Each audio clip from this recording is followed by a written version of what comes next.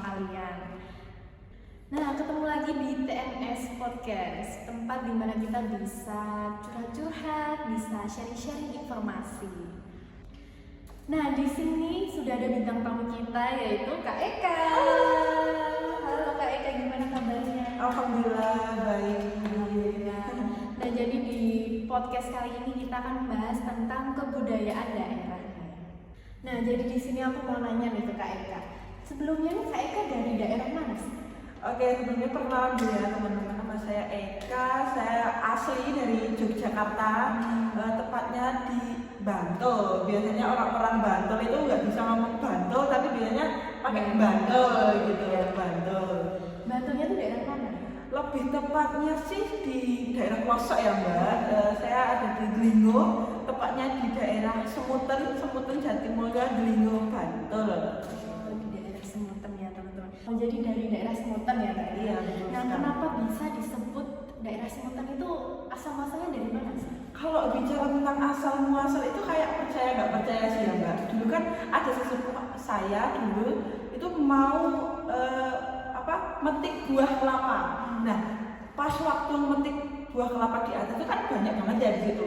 Nah, pertama itu cuma ambil cuma satu kelapa. Nah, waktu dibelah itu tuh kayak pas dibuka itu banyak semuanya. Jadi nggak ada sama sekali isi kelapa itu nggak ada. Jadi the real di dalam situ tuh cuma semut merah semua. Nah, kan dikiranya cuma satu ya kalau yang diisi, yang ada isinya semut tadi. Nah, kebetulan tuh ambil lagi waktu dibelah juga banyak banget juga isinya sama seperti kayak banyak semutnya kayak gitu sih. Jadi bener-bener ada semutnya. Bener ada nama semut. random semutan. Bukan itu diambil dari ya itu buah kelapa yang isinya ada semutnya itu tadi.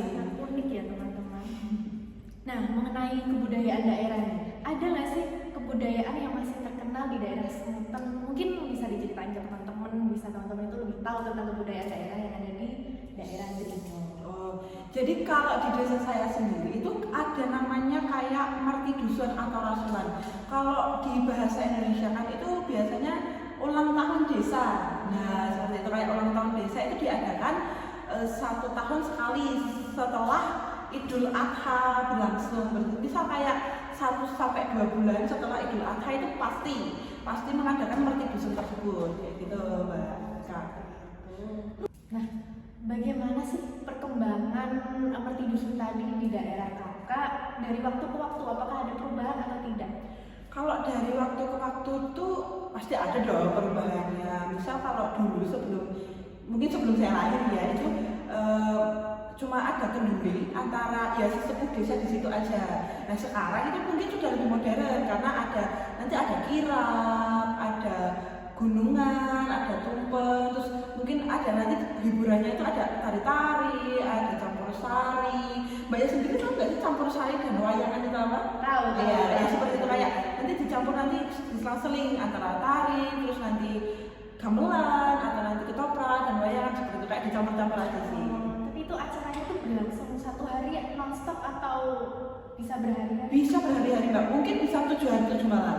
Nanti tergantung itu ulang tahun keberapa, marti dusun keberapa.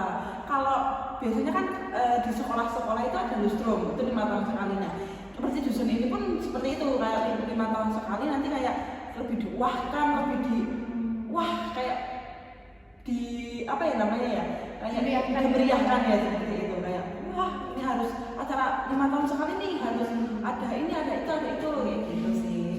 Sangat menarik teman-teman. Nah, mengenai tradisi dan ritual, apa saja sih tradisi dan ritual yang mungkin hingga saat ini masih dijalankan oleh desa Semuten?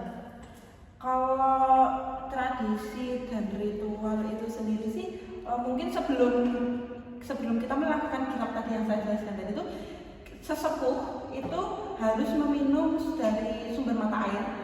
Kalau di desa saya ya itu namanya belek. Mungkin teman-teman ini masih asing dengan kata-kata belek ya, itu bisa dijelaskan? Belek kalau di desa saya itu kayak yang apa namanya sumber mata air yang dari dulu hingga sekarang itu masih menghasilkan air bersih. Jadi setiap tahun mungkin pas musim hujan maupun musim panas itu sumber mata air itu tuh kayak ya masih ada gitu terus masih menghasilkan air bersih kayak gitu. Jadi mata air itu yang menghidupi daerah sini. Iya, yang menghidupi daerah Sumuten. Dan kalau mau ritual apapun setelah menikah, kalau punya saya setelah akad itu harus pengantin itu harus minum dari air belik tadi gitu kayak gitu. Apa konsekuensi jika tidak mungkin meminum belik tadi? Oh, konsekuensinya sih sejauh ini belum ada ya. Soalnya setiap kali mau mengadakan apapun, sesepuh kita selalu mengingatkan bahwa ayo jangan lupa minum ini dulu, nanti takut gimana gitu. Menurut kakak ini, bagaimana sih upaya pelestarian dan pengembangan seni dan budaya di daerah kakak, mungkin terutama untuk pemuda-pemudi di daerah kakak supaya bisa lebih mengenal dengan baik tentang rasulan? Kalau upaya sendiri sih kayak kita harus mengenalkan sejak dini apa sih rasulan, apa aja sih tata cara rasulan, apa aja acara yang ada di rasulan, di rasulan itu apa aja, terus kayak dikasih tahu nih kalau di rasulan tuh harus begini-begini, aturannya begini-begini, terus pakaiannya harus pakai adat Jawa, harus pakai Jawa lengkap, terus batiknya tidak boleh seperti ini. Kayak kita harus melakukan sosialisasi sejak sedini mungkin, seperti kayak mungkin dimulai dari siswa SMP ya Kak ya, itu harus intinya harus dikenalkan sejak dini agar rasulan itu tuh tidak punah semakan zaman di era modern seperti ini tuh. Nah, menurut kakak nih, ada nggak sih pesan untuk teman-teman yang nonton ini mungkin tentang bagaimana mungkin bisa melestarikan budaya di daerahnya masing-masing? Mungkin bisa. Pesan dari saya untuk teman-teman yang sedang nonton ini untuk melestarikan budaya itu yang pertama itu kenali dan pelajari. Misal kayak contohnya di desa saya tadi ya rasulan. Nah, kalian tuh harus mengenali apa sih yang dimaksud dengan rasulan, terus kenapa kok bisa rasulan ini terjadi itu kenapa. Nah, yang kedua yaitu kita harus mengajarkan kepada generasi muda saat ini seperti kayak siswa SD tadi, SD, SMP itu udah harus mulai dikenalkan tentang tradisi yang di daerah kita. Yang ketiga yaitu mendukung kegiatan kebudayaan. Kalau mendukung kegiatan kebudayaan sendiri itu kayak misal kita harus menciptakan kayak latihan tari atau mungkin gamelan. Nah, kita tuh harus mengajak tadi generasi muda untuk ikut latihan tersebut, ikut sanggar agar ya itu bisa melestarikan tari-tari. Terus yang selanjutnya itu memanfaatkan media sosial. Nah, yang dimaksud dengan memanfaatkan media sosial itu kita biasanya kalau ada acara itu ada pamfletnya ya. Nah, itu kita mungkin bisa dimulai dari bikin pamflet, terus kita sebarluaskan melalui media sosial seperti TikTok, Instagram, WA. Sekarang kan mudah banget ya zamannya media sosial ini. Terus yang terakhir yaitu kita harus menjaga dan melindungi warisan budaya. Jadi kita harus menjaga tradisi rasulan tersebut kayak gitu. Aja sih Mbak pesan dari saya untuk teman-teman. Nah, itu tadi pesan-pesan dari bintang tamu kita Kak Eka tentang pelestarian budaya daerah ya teman-teman. Jadi melestarikan budaya itu adalah tanggung jawab kita bersama untuk menjaga identitas bangsa dan mungkin bisa menyuburkan keberagaman kita sebagai anak Indonesia. Betul sekali ya Mbak, benar.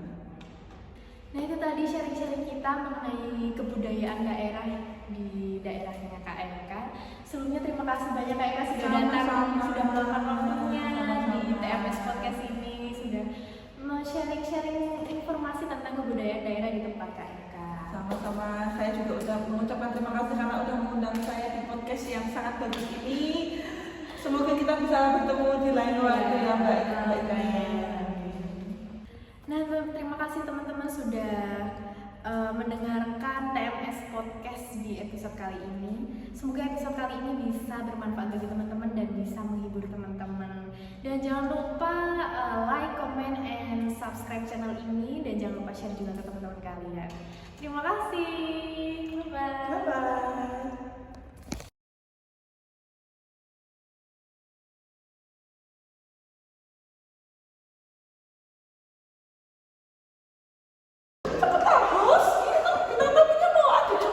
Bintang tamunya tantrum.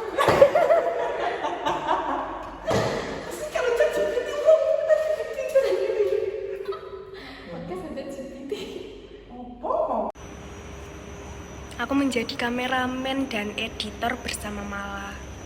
Dia baru in frame sekarang teman-teman. Gak apa-apa, bye-bye.